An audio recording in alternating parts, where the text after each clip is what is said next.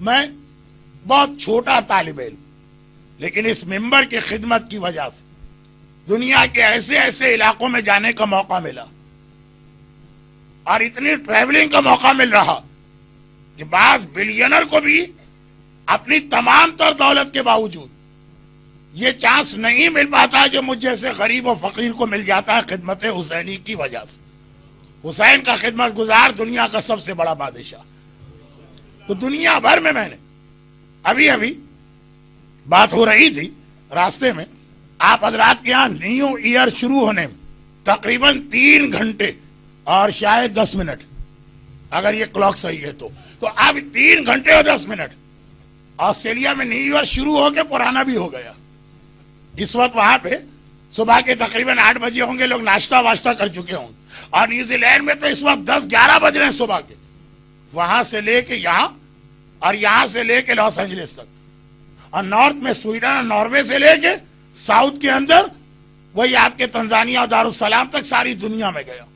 اور ایک کامن مسئلہ ہر جگہ پوچھا جاتا، کامن مسئلہ ہر جگہ پوچھا جاتا، تقلید کے بارے میں کوئی نہیں پوچھتا، خمس کے بارے میں کوئی نہیں پوچھتا، مولانا کوئی دعا بتائی۔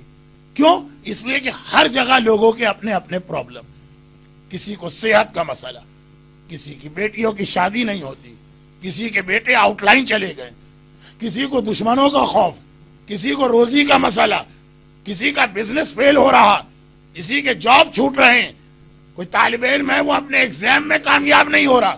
پوری دنیا، انڈیا اور پاکستان کے ریموٹ ولیجز سے لے کر امریکہ اور کینیڈا کے ان ملکوں تک، میں نے پچھلے سال بھی یعنی لاسٹ ٹائم بھی کہا تھا اور آج پھر دوہرا دوں، امریکہ اور کینیڈا والے جب آپ کا بھی تذکرہ کرتے ہیں تو کہتے ہیں گاؤں کے رہنے والے، ان کو یورپ بھی گاؤں لگتا ہے، وہ اپنے آپ کو اتنا بڑا سمجھنے لگے۔ تو انڈیا اور پاکستان وہاں کے گاؤں سے لے کے کینیڈا اور امریکہ کے بڑے شہروں تک پرابلم سے کوئی محفوظ نہیں، کسی کو کسی کا ٹائپ کا پرابلم ہے، کسی کو کسی ٹائپ۔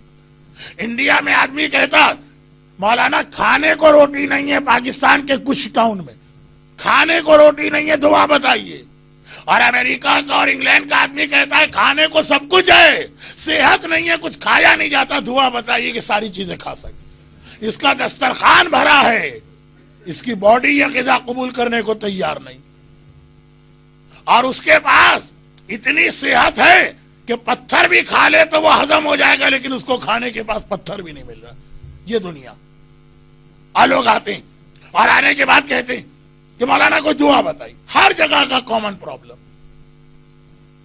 اور دعائیں بھی بتائی جاتی ہیں، لیکن پھر جب میں دوبارہ وہاں جاتا ہوں، جب مجھ جیسا چھوٹا سا اسٹوڈنٹ کہ دعا تعویذ میرا ڈپارٹمنٹ بھی نہیں ہے، اس سے لوگ یہ پوچھتے ہیں، تو واقعاً جو متقی اور پرہیزگار علماء ہیں جن کی دعا میں اثر ہے، آیت اللہ العظمی آغائے تقی بہجت، وہ اپنی جگہ ایک کلاسیکل ایگزامپل ہے، لیکن اور بھی ہمارے پاس کئی علماء، تو ان دعا بتانے والے علماء کی کیا حالت ہو ہر وقت لوگ، لیکن جب کبھی دوبارہ آتا ہوں لوگ کہتے ہیں مولانا اثر نہیں ہو رہا، مولانا فائدہ نہیں ہوا، حالات ایز اٹ از ہیں، یا بعض لوگ تو کہتے ہیں اور برے ہو گئے۔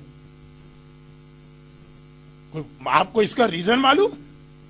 ڈاکٹر، چونکہ میں خود ایک ڈائبیٹک پیشنٹ ہوں، بہت پرانا ڈائبیٹک پیشنٹ، تو مجھے پتا بعض اوقات ایسا ہوتا ڈاکٹر نے ہر ٹیبلٹ دے دی، ہر دوا لکھ کے دے دی، انسولین کے انجیکشن، شوگر کنٹرول نہیں ہو رہی، پوچھتا ہے خیریت تو آخر کیوں نہیں ہو رہی، تم کھاتے کیا ہو؟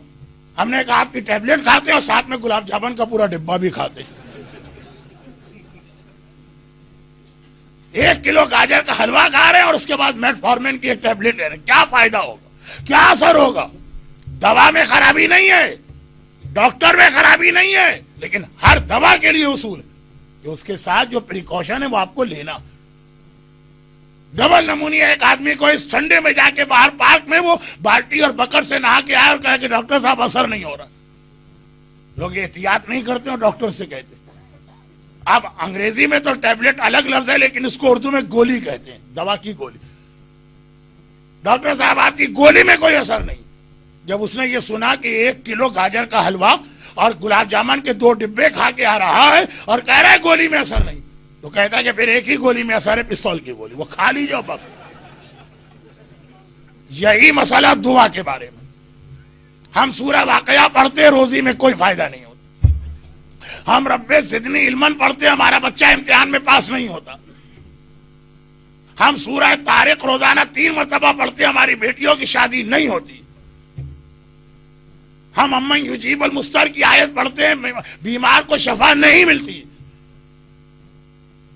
تو دعا میں اثر ختم ہو گیا؟ یا یہ ہے کہ دعا کے ساتھ ساتھ 1 کلو گلاب جامن بھی آپ کے چل رہے ہیں؟ یہ دیکھنا امام کی حدیث کہ جس گھر میں چند چیزیں ہوتی ہیں وہاں کبھی رحمت خدا نہیں آتی۔ رحمت خدا آتی ہے، اللہ کی رحمت آتی ہے، واپس چلی جاتی ہے۔ آپ کسی کو بلائیں اور گھر کو اندر سے لاک کر کے بیٹھ جا کہ آئیے آئیے، وہ کیسے آئے گا؟ اللہ کا ماننے والا ہے تو وہ نہیں آئے گا، شیطان تو بہرحال دروازہ توڑ کے آ جائے گا، لاک توڑ کے آ جائے گا۔ ایک طرف آپ کہتے ہیں امن یجیب المستر، رب زدنی علما، سورہ طارق، یہ بہت امپورٹنٹ عمل ہے ان پرابلمز کے لیے۔ دعائے نعم البدل، ومن یتق اللہ یجعل لہ مخرجا، سورہ واقعہ، نماز شب جو 70 پرابلم کا سلوشن ہے۔ مگر دوسری جانب آپ کی اس دعا کے نتیجے میں جب رحمت آتی ہے تو گھر لاک، کوشش کرتی ہے آپ کے گھر میں انٹر ہونے کی، کہاں سے انٹر ہو؟ ساری کھڑکیاں بند، سارے دروازے بند، لاک لگا کے آپ بیٹھے ہوئے۔ اور کس چیز کا نام ہے لاک؟ ایک حدیث اس مجمع کو معلوم ہے، جو یوتھ کا مجمع ہے، شاید وہ لوگ آج یہ حدیث پہ بلیو نہ کریں، لیکن آپ کو معلوم کہ روایت یہ ہے جس گھر میں کتا ہوتا وہاں پہ اللہ کی رحمت کبھی نہیں آتی۔ اب آج یہ سوال بچے کرتے ہیں، کیوں کتا کیوں حرام، کیا خرابی ہے کتے کے اندر؟ لیکن چونکہ یہ مجمع یہ سوال نہیں کرے گا اور ٹائم بھی نہیں ہے میرے پاس، جہاں کتا ہو وہاں رحمت خدا نہیں آتی۔ یہ اتنی فیمس حدیث ہے کہ بہت سے لوگ جنہیں موت سے ڈر لگتا تھا وہ اپنے ساتھ کتا لے کے چلتے تھے، اور واقعاً ہسٹری میں ایک واقعہ بھی ہے۔ ہمارے انڈیا اور پاکستان کے ایک بہت ہی عظیم عالم جن کا احترام اور رسپیکٹ نجف اور قم کا حوزہ بھی کرتا، مفتی میر عباس صاحب، ان کا واقعہ ہے نا، یہ وہ ایک دفعہ ٹرین میں سفر کر رہے تھے تو اسی کوپے کے اندر ایک بہت ہی متقی اور پرہیزگار آدمی نظر آیا، جو تقوی اور پرہیزگاری کے کچھ سائنز ہیں، ماتھے پہ سجدے کا نشان ہے، سفید داڑھی ہے، ہاتھ میں تسبیح ہے، چہرے سے بھی لگ رہا ہے کہ بڑا پرہیزگار ہے، ساتھ میں اس کے کتا۔ 100 سال پہلے 1 میل دور سے کتا نظر آئے تو متقی اور پرہیزگار اپنا راستہ بدل دیتا تھا، اور یہ لے کے چل رہا۔ مفتی میر عباس صاحب نے پوچھا کہ آخر کس لیے؟ آپ ایسے تو بڑے ریلیجس لگ رہے ہیں، یہ کتا کس لیے؟ کہا کہ واقعی ساری باتیں ٹھیک ہے، مجھے موت سے بہت ڈر لگتا، اور پیغمبر کی حدیث ہے جہاں کتا ہوتا ہے وہاں فرشتہ نہیں آتا ہے، تو میں نے اس لیے کتا رکھا ہے کہ ملک الموت میرے قریب نہ آنے پائے۔ انہوں نے فرمایا لیکن ملک الموت کتے کی روح قبض کرنے تو آئے گا نا، جب اس کے لیے آئے گا آپ کی روح بھی لے جائے گا، ایسا نہ آگے چل کے مکس اپ ہو جائے، جہاں کتے کی روح جانا ہے وہاں آپ کی بھیج دیا، اور جہاں آپ کی جانا تھی وہاں کتے کو بھیج دیا۔ اصحاب کہف کا کتا تو جنت میں بھی جائے گا۔ تو خلاصہ یہ کہ اتنی فیمس چیز، مسلمانوں میں مانی ہوئی چیز، کتا جہاں پہ وہاں رحمت نہیں آتی۔ اسلام نے 4 قسم کے کتے کی پرمیشن دی، مگر وہ بھی شرط ہے گھر سے باہر رکھنا۔ نمبر 2، جہاں پہ شراب ہو وہاں پہ رحمت نہیں آتی، اور شراب خالی شراب کو نہیں کہتے، کل مسکرن حرام، ہر نشے والی چیز جس میں نشہ ہے وہ حرام، وہ شراب کی کیٹیگری میں آتی۔ شراب ہو، بھنگ ہو، چرس ہو، ہیروئن ہو، LSD ہو، یا جو نئے نئے نشے بن رہے ہیں۔ آج ڈرگس کتنا بڑا پرابلم بن چکا، دنیا میں کہیں کہیں تو اپنی کمیونٹی میں ڈرگس کی خرابی آ گئی، والدین کچھ نہیں کر سکتے، کر سب کچھ سکتے ہیں لیکن اپنے آپ کو بڑا مجبور ظاہر کرتے ہیں۔ جہاں پہ نشے والی کوئی چیز ہو، کلو مسکرن حرام، ہر نشے والی چیز حرام ہے. اس وقت حرام حلال کی بات نہیں, اس وقت بات ہو رہی ہے رحمت نہیں آتی ہے جہاں پہ نشے والی چیز. نمبر 3, جہاں پہ گیملنگ سے ریلیٹڈ کوئی چیز موجود ہو وہاں پہ رحمت خدا نہیں آتی, چاہے وہ کیسینو اور چاہے وہ آپ کا گھر ہو, اور چاہے وہ چیس ہو, چاہے وہ کارڈ ہو, چاہے وہ کمپیوٹر کے وہ گیم ہو جو گیملنگ میں استعمال ہوتے ہیں. چیس بھی کمپیوٹر میں موجود اور کارڈ بھی کمپیوٹر میں موجود, اور اس کے علاوہ بھی کہا جہاں پہ جوئے کے آلات ہو وہاں رحمت نہیں آتی. اچھا یہ 3 چیزیں تو لوگ آرام سے سن لیتے ہیں, یہاں تک کہ خدا نہ کرے خدا نہ کرے خدا نہ کرے اگر کسی کے گھر میں یہ چیز ہے بھی تب بھی وہ مانتا ہے کہ ہاں حدیث ہم نے سنی ہے کہ رحمت خدا نہیں آتی. کتا, شراب یعنی شراب کا مطلب ہے تمام ڈرگز اور گیملنگ کے تمام آلات, چیس سے لے کے کارڈ سے لے کے کمپیوٹر گیم سے لے کے تمام وہ چیز. مگر چوتھی چیز بھی حدیث میں موجود کہ نمبر 4 جہاں پر میوزیکل انسٹرومنٹ ہو وہاں پر بھی رحمت خدا نہیں آتی. اب تو ایسے لوگ آپ کے سامنے آئیں گے جو کہیں گے میوزک اسلام میں حلال. اور نمبر 5 جہاں پہ کوئی بے پردہ عورت ہے جو نامحرم کے سامنے آ رہی, رحمت خدا وہاں پہ نہیں آئے گی. آپ کی دعا کے نتیجے میں اللہ نے رحمت بھیجی. اے فرشتوں میرا بندہ مومن بہت بیمار ہے اور تڑپ کے ایسی دعا کر رہا کہ میری رحمت جوش میں آ رہی ہے, جاؤ اس کے گھر رحمت لے کے آؤ. فرشتے آئے, چاروں طرف سے یہ گھر سیلڈ ہے, نہ چھت سے آ سکتے ہیں, نہ دروازے سے, نہ کھڑکی سے. جاؤ فرشتوں, فلاں آدمی اپنی اولاد کے لیے بہت پریشان ہے اور ایسی دعا کی ہے, میں اس کا پرابلم سالو کر رہا ہوں. آئے کہاں سے فرشتے؟ ہر طرف سے تو آپ نے اپنے گھر کو سیل کر کے رکھ دیا. اور پھر کہتے مولانا مشہور تو بہت ہے سورہ واقعہ رزق کے لیے, لیکن ہمیں تو کوئی فائدہ نہیں ہوا. ڈائبٹک کی ٹیبلٹ کے بعد 1 کلو گلاب جامن کیوں کھا رہے ہیں؟ کہاں سے ہوگا فائدہ؟ کتے کو گھر سے نکالنا آسان, متقی اور پرہیزگار کے لیے شراب کو بھی گھر سے نکالنا آسان, لیکن بے پردہ عورت جو پیغمبر نے حدیث, جو پیغمبر نے اسود کے سامنے قرآن کی تلاوت کی, اس میں یہ بات آ رہی آگے چل. مگر عجیب بات یہ ہے کہ اللہ نے اگر کچھ چیزیں ایسی بنائی جو رحمت کو روکنے والی ہیں تو وہ عادل خدا. کچھ چیزیں ایسی بنائی ہیں کہ جو رحمت کو کھینچنے اور بلانے والی ہیں. دونوں چیزیں بنائی, چوائس آپ کا ہے.